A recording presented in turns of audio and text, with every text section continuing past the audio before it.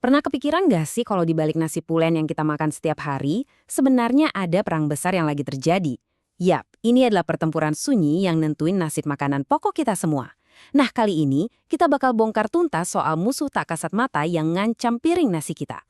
Dan ancamannya ini bukan kaleng-aleng. Setiap tahun, penyakit ini bisa bikin kita kehilangan padi yang cukup buat makan 60 juta orang. Coba bayangin, itu lebih dari 2 kali lipat penduduk Jakarta loh. Ini bukan sekedar angka, ini udah jadi alarm buat ketahanan pangan kita. Serius. Jadi, pertanyaannya, siapa sih dalang dibalik semua ini? Siapa penjahat yang bikin petani pusing 7 keliling dan bisa-bisa bikin piring kita jadi kosong? Oke, kenalan dulu sama musuh nomor satu kita. Jamur super canggih namanya Magnaporte oryzae. Tapi petani kita lebih kenal dia dengan sebutan penyakit blas. Jangan pernah remehin ukurannya yang super kecil karena dampaknya gede banget. Dia bisa motong hasil panen sampai 50% atau bahkan skenario terburuknya bikin gagal panen total alias puso. Ngeri. Yang bikin jamur ini bahaya banget tuh bukan cuma kekuatannya, tapi otaknya. Dia nggak nyerang asal-asalan loh. Dia punya strategi dan senjata biologis yang presisi banget buat nembus pertahanan padi. Yuk kita bedah satu-satu taktiknya. Nah, ini dia senjata andalannya, tekanan turgor. Gampangnya gini, jamur ini tuh bisa mompa dirinya sendiri buat ngasilin tekanan dari dalam yang kuatnya bukan main. Seberapa kuat? Coba deh kamu bayangin tekanan kalau kamu nyelam 800 meter ke dasar laut. Gila kan? Nah, dengan kekuatan selevel itu, dia bisa nembus lapisan pelindung daun padi kayak jarum panas nembus mentega. Gampang banget. Proses serangannya itu rapi banget, kayak operasi pasukan khusus. Pertama, dia mendarat terus nempel. Kunci posisi dulu pakai lem alaminya. Kedua, dia bikin kubah mini yang namanya apresorium. Ini tuh kayak markas komandonya gitu. Ketiga, dia mulai pompa tenaga, ngumpulin tekanan hidrolik di dalam kubah itu. Dan terakhir, pas tenaganya udah pol, jelep, tembus. Dia ngeluarin semacam paku super kecil yang nusuk dan ngejebol pertahanan sel padi. Mission accomplished. Kepintarannya nggak berhenti di situ. Begitu berhasil masuk, dia pakai strategi kuda Troya.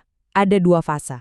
Fase pertama, biotrof, dia pura-pura baik, hidup bareng sel padi sambil diem-diem nyuri nutrisinya. Nah, pas dia udah ngerasa kuat, dia masuk fase kedua, nekrotrof. Dia langsung berubah jadi mesin penghancur, ngebunuhin sel-sel di sekitarnya. Itulah yang kita lihat sebagai bercak-bercak penyakit di daun. Licik banget kan? Oke, sekarang kita pindah ke medan perangnya langsung, sawah. Di sini nih, kondisi alam bisa jadi teman baik si jamur. Dan di sini juga terjadi perlombaan senjata yang nggak ada habisnya antara varietas padi baru sama kemampuan si jamur buat beradaptasi. Jamur ini juga punya tim sukses yang bantu dia jadi wabah. Ada 3 elemen penting. Pertama, kelembapan tinggi. Kalau daun basah lebih dari 10 jam, itu kayak ngasih undangan VIP buat dia. Kedua, suhu yang adem, sekitar 25–28 derajat Celcius. Dan terakhir, angin, yang jadi ojek super cepat buat nyebarin spora-sporanya ke seluruh sawah. Kalau tiga-tiganya ketemu, wah, siap-siap aja wabah blas meledak. Ada fenomena menarik nih di medan perang ini, namanya siklus boom and bust, atau gampangnya jaya dan tumbang. Jadi para ilmuwan terus-terusan bikin varietas padi jagoan yang tahan blas.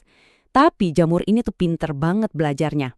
Lama-kelamaan, dia bakal berevolusi dan nemuin cara buat ngalahin si jagoan baru itu.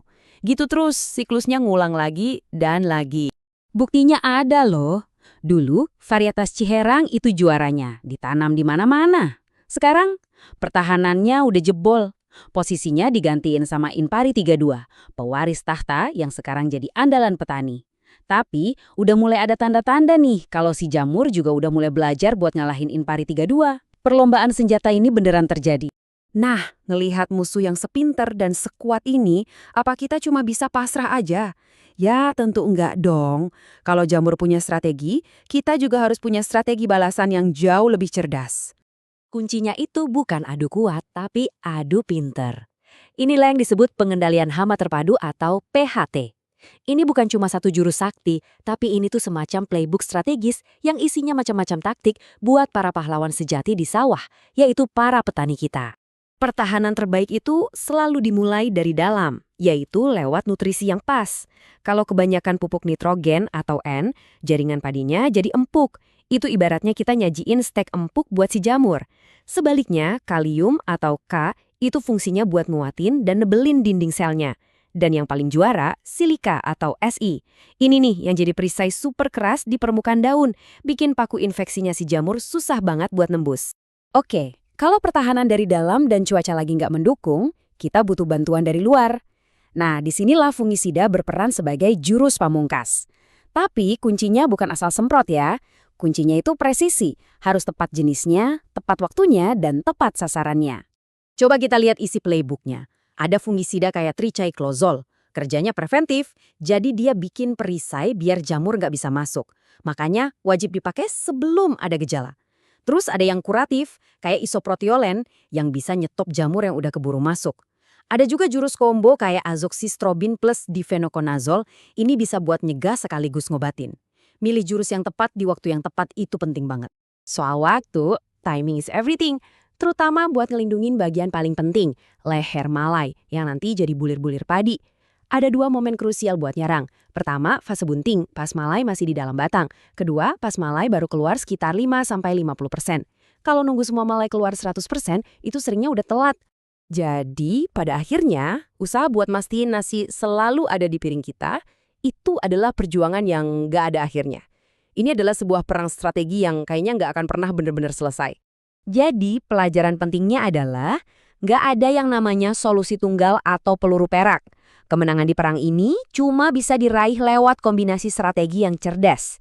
Mulai dari gonta-ganti varietas jagoan biar jamurnya pusing, bangun pertahanan padi dari dalam pakai pupuk yang seimbang, dan terakhir, pakai fungisida dengan bijak sebagai serangan yang presisi.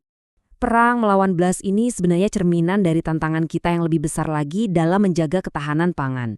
Inovasi nggak boleh berhenti sama sekali. Dan ini ninggalin satu pertanyaan penting buat kita semua. Nanti, pas satu jagoan akhirnya kalah, kita udah siapin jagoan berikutnya belum? Karena perang ini belum usai.